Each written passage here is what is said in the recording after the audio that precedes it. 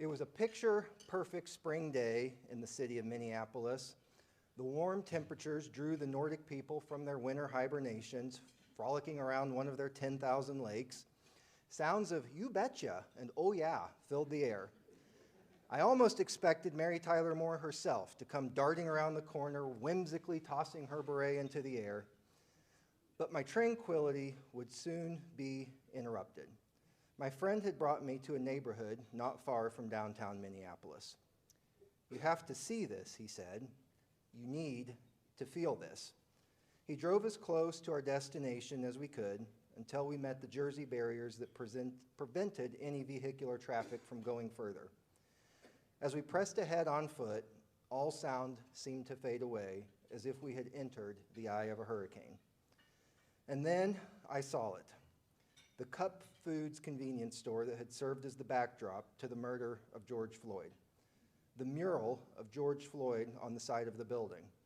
The outline of a body with angel wings painted on the street to mark the place that George Floyd had passed from this world into the next. Here had been a place of great chaos, but now only silence filled the air. We live in an era of chaos. At the City of Independence, we operate in an environment of continuous chaos. Misinformation and misunderstandings, masks and social distancing, social justice, police reform, homelessness, diversity, equity, fiscal instability. These are but a few of the many variables that present the shifting quicksand across which we dance every day. Issues such as these and so many more are tricky and difficult. But what if I told you that chaos is not inherently bad? Some of the things that may appear chaotic from the outside are, in fact, intentional efforts to bring change to our organization, to the community, region, and even our country as a whole. In physics, which is ironic because I barely passed physics, chaos is defined as behavior so unpredictable as to appear random, owing to great sensitivity to small changes in conditions. The Buddha teaches chaos is inherent in all compounded things. Strive on with diligence. We don't like that word, chaos. We want certainty and certain results, but we don't give due consideration about what it takes to get there. We don't like chaos, but in chaos there is fertility.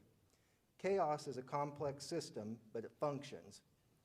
Chaos is a process, and from a pragmatic perspective, that process is perennial, with fits and starts, advances and retreats, good days and bleak ones. When taken as a whole, though, I believe the City of Independence is in a much better place than it was when I was hired as city manager 5 years ago. Consider the following results, if you will, measured against the 4 core goals of our strategic plan, Independence for All. Our first goal is customer focus. We rolled out the new in-depth app to streamline and simplify citizen calls for service at the beginning of the pandemic in 2020, making more efficient use of staff time and ensuring clear and concise information is delivered to the public. As I told Eric Knipp a few weeks ago, there's a sick and twisted sense of fun driving around on a weekend, turning in service requests to the city. Not a good way to meet your neighbors. We've created more opportunities for employees to interact with management and to share ideas. We created the Employee Engagement Committee to help better connect and recognize our workforce. We also started the City Manager Job Shadow Program, in which I get to go work alongside our employees and feature their work. I've had the pleasure of skimming grease off a settling basin at the Rock Creek Wastewater Treatment Plant in August, picking up litter, including a salacious journal full of teen angst, patching potholes, operating a bobcat to remove an illegally dumped lounge chair, and deploying a tracking device used in high-speed police pursuits. I should mention that I failed miserably in each of these endeavors, and I've gained an even deeper appreciation for the work our extremely talented staff is performing on behalf of this community. We have enhanced the city's primary public information tools, including City 7 programming, the city's website, the City Scene newsletter, and our social media presence. Our second goal is financial sustainability. In 2016, there were 19 city departments. Today, through innovative service delivery and strategic reorganizations, there are 12 city departments. In 2016, the city was carrying a total debt service burden of $538 million, including making annual debt service payments on the Falls at Crackerneck Creek project approximating $3 million. Today, the city has reduced its debt service obligation to $476 million and has a sustainable plan for paying off all debt service bonds with no general fund payments needed. In 2016, the city's rainy day fund balance was a paltry $3.7 million, or a mere 4.9%. Today, we've increased that reserve balance to $6.4 million, or 8.2%. We've eliminated the city's retiree health insurance benefit for new hires, which reduces our future liabilities by over $7 million annually. We also reconstructed our insurance benefits for our current and future retirees, which saves an additional $3.6 million annually. In the past 2 years, we've administered over $30 million in federal COVID-19 relief funds, which have helped our community in many ways, including recruitment and retention bonuses for police personnel, rental assistance, utility bill payment assistance, small business assistance, COVID-19 testing kits, and the purchase of PPE for our first responders. We updated the city's comprehensive pay plan for all of our employees, the first such update in over 20 years. We've implemented modern financial human resources software. Gone are the days of green screens, function keys, carbon paper, and scrambling to find 17 cents in exact change to pay for your long-distance phone call. True story. We've earned the trust of our voters and addressed several critical funding sources, including renewing and making perpetual the street improvement sales tax, renewal of the public safety sales tax for police, increasing and extending the fire sales tax, retaining the motor vehicle licensing tax, creating the use tax for online purchases, and amending that tax to further support our police personnel. Our third goal is growth. We've developed a new comprehensive development plan to guide our decision-making, the first such update in 25 years. We created an economic development incentives policy to guide our decision-making and ensure a progressive, effective, and responsible approach to public incentives. Phase 1 of the new Town Harmony housing development has now sold out, and the developer is now opening Phase 2. At full build-out, this 130-acre project will feature 1,500 units and an estimated 3,500 residents. As Mayor Weir mentioned in the State of the City address 2 weeks ago, we've increased our population, increased the number of good-paying jobs, increased household income, and increased our per capita sales tax collection. Between 2020 and 2021, the city saw an increase of 292 applications for new business licenses in this city, a one-year growth of 7%. In that same period, the city saw an increase of 156 applications for business license renewals, a one-year growth of 4%. Our final goal is quality. Through an innovative service approach, we've identified a new model for our annual street overlay program that will make sure we touch every street in this city at least every 11 years, as opposed to the previous program, which touched every street once every 25 years. We've greatly increased compliance with our dangerous buildings cases. From 2020 to date, cases closed has increased from 24% to 42%. Moreover, the number of dangerous buildings under repair increased from 36 last January to 67 in January of 22, thereby saving taxpayer money and reinstating livable homes in our community. We've improved our response to property maintenance code enforcement, increasing the number of cases inspected within 3 days or less to over 90%. We've conducted proactive code enforcement sweeps along key commercial corridors, including 24 Highway, Truman Road, 23rd Street, and 40 Highway. We instituted a rental-ready interior inspection program designed to ensure basic life safety measures are being addressed in rental units in our city. We've taken a number of steps to proactively reduce crime and disorder in our city, including the creation of a police street crimes unit, implementation of a video surveillance monitoring program for convenience and tobacco stores, and implementation of a hotel-motel industry best practice to ensure quality guest facilities that attract community visitors to our city. We've implemented the Vacant Building Registry Program to identify, register, and monitor structures that have been vacant for more than 180 days. And we've set forth responsibility for all people owning vacant structures to speed the rehabilitation and reoccupancy of these vacant structures. We've exercised our statutory authority to acquire blighted properties that could be redeveloped for improved community activity. Two of the more notable examples include the former CMHS building, which is now the home of Inglewood Arts, and the former Beauty Rest Motel, a criminal cabana on Salisbury Road that is now 3 new owner-occupied single-family residential homes. Through an incredible degree of citizen participation, we consolidated 16 long-neglected redevelopment plans into one master plan. Adopted in 2018, the Downtown Redevelopment Master Plan focuses on 12 key project areas. Through the Honor Roll Committee, which the Chamber of Commerce has a seat at the table, implementation of this plan continues to this day.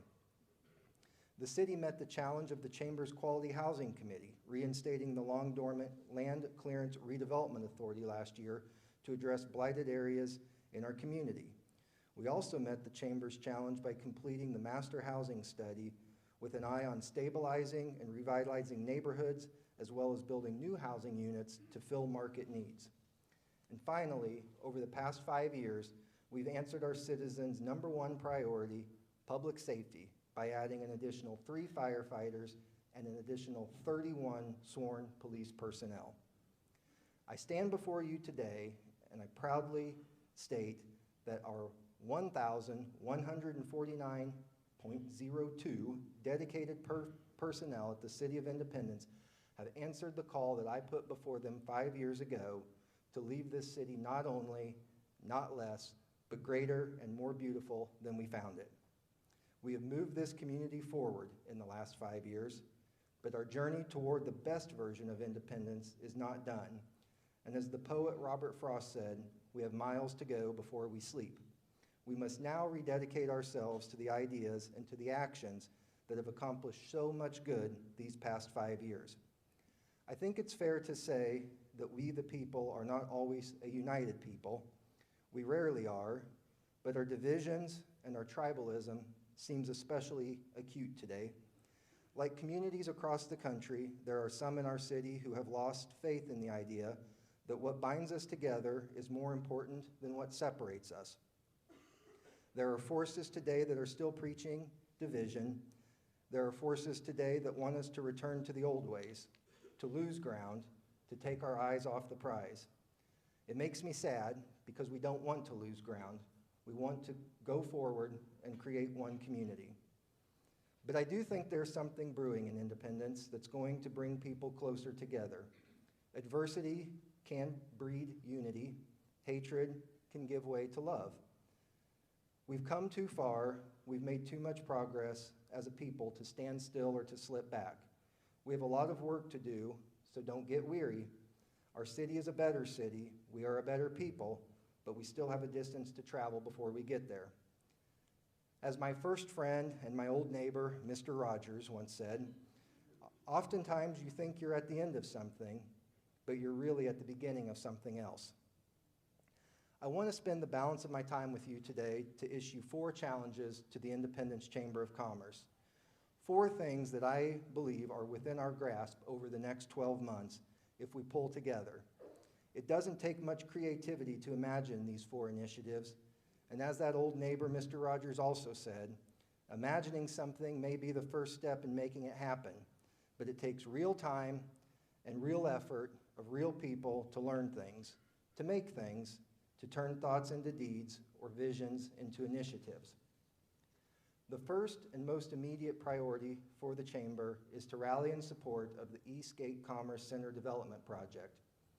Proposed by North Point, as mentioned, a member of the Independence Chamber of Commerce, and the #1 privately held industrial developer in the country, This development project would substantially change the course of Independence by building a mix of commercial, industrial, and business park uses in the Little Blue Valley. North Point would invest an estimated $850 million over the life of the project that will create approximately 5,000 full-time jobs over the life of the project and provide a sustainable tax base to enhance economic stability. Specifically, it is estimated this project would create $180 million in annual wages and $55 million in annual benefits. Build-out of the project would occur over the next 13 years, providing over 4,100 construction jobs, featuring $96 million in wages and $29 million in benefits. The project would span nearly 1,300 acres and a total of 10.8 million square feet in new building space. This project brings many jobs to the many Independence residents who leave for employment in other towns each day, brings new commercial and industrial users to help stabilize our electric rates, and brings a much-needed boost in assessed valuation for our school districts to help fund quality education for our children. North Point has taken the time to develop a project that is in line with our revised Unified Development Ordinance, gives us thoughtful design of the buildings that concentrate larger buildings away from Little Blue Parkway, and takes a long-term phased approach to project build-out. This project will be considered by our City Planning Commission on March 8th, have a first reading before the City Council on March 21st, and be voted on at the April 4th meeting. Superintendents Hurl and Snodgrass have personally put their shoulders into this project, and I am imploring this civic community to lend your voice to ensuring this project receives approval by your City Council. The second item on the 2020 to-do list is to resolve the matter of new generation for Independence Power and Light. This is an extremely complex topic, and your bellies are full of delicious foods, and I don't want to risk putting anybody asleep unnecessarily. So here's the issue in a nutshell. In order to participate in the energy market, we must be able to produce a certain amount of power.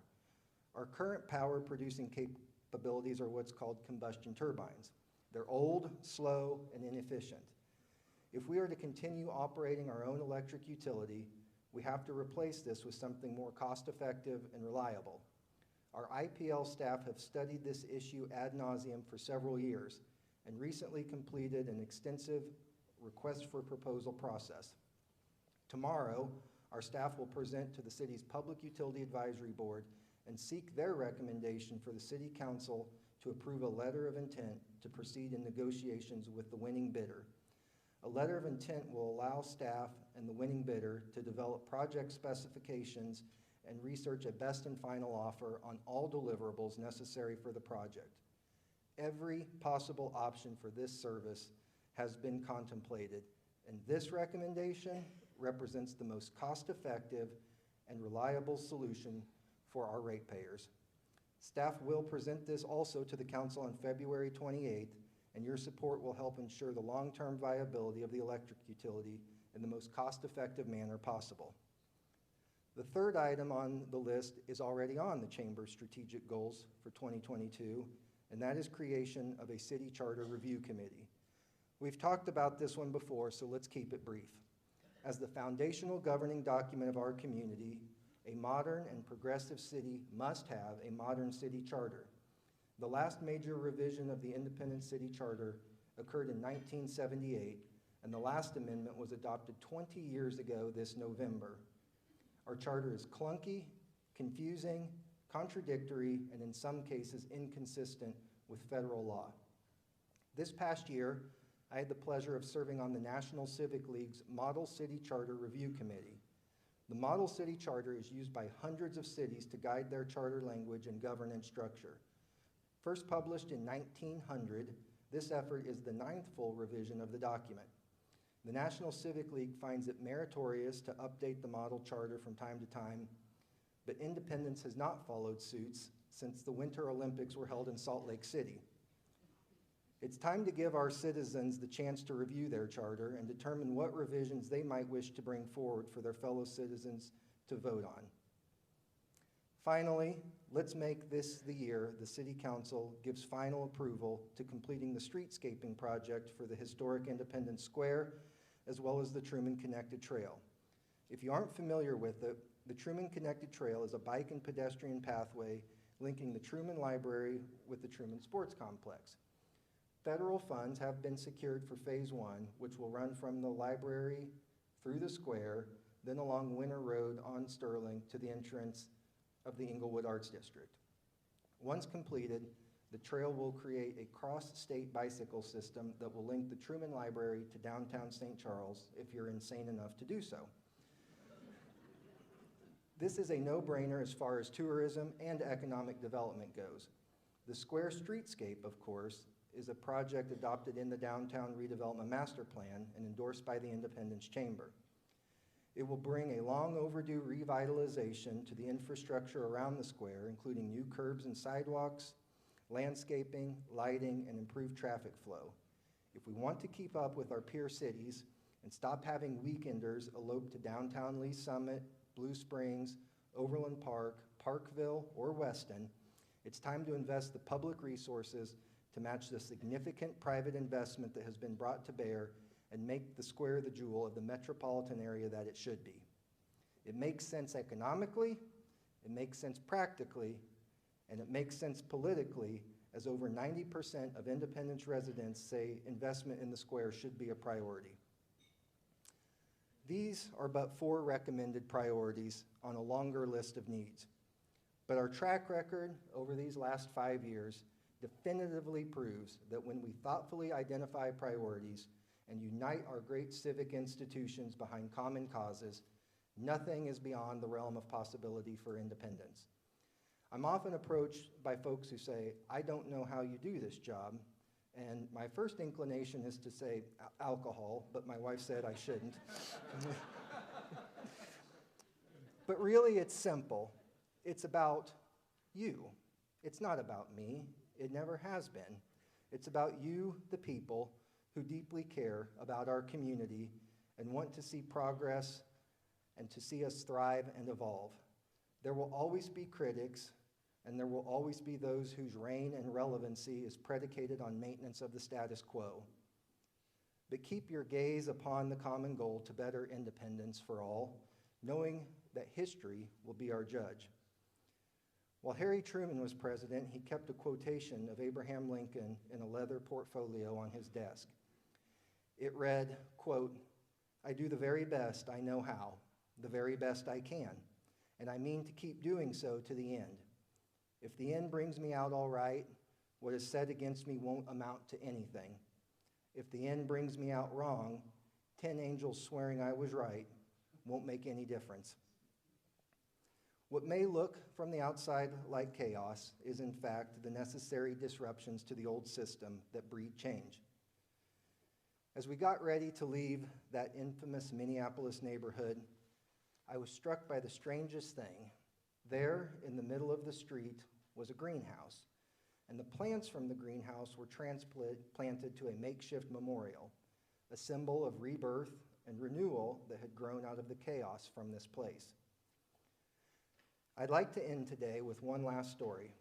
I know many of you see me from day to day at the various meetings that one must attend as the manager for the city, but I'm not sure if you've seen the bracelet on my Barbie doll wrist here. It's a simple white band with blue writing on it. It represents that we can and we will find positivity even in the darkest of times, the echoes of chaos. In September 2021, this community faced one of our darkest chapters when we lost our young police officer, Blaze Madrid Evans.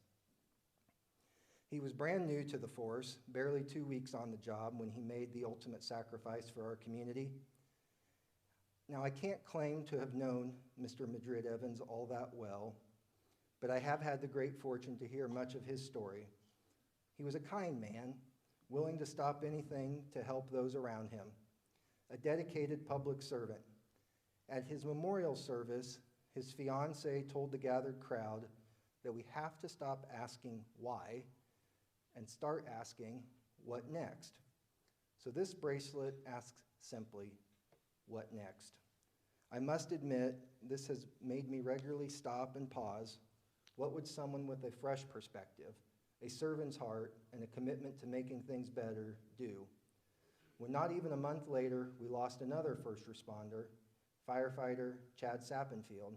And again yesterday, we lost another staff member, Mike Winkler, to a long battle with COVID. I once again had to ask, what would Blaze do next? What would Chad do next? What would Mike do next? How can I keep making this community better? How can you keep making this community better? What mark can we leave for future generations? I want to challenge you to trust the process. Change is rarely easy, and we are in the messy middle right now on many of our changes, but we are going to get there. Stop trying to organize the chaos, I tell my staff, and embrace it. The state of our city is chaos, and that is a great thing because it means that the state of our city is stronger than ever. Thank you.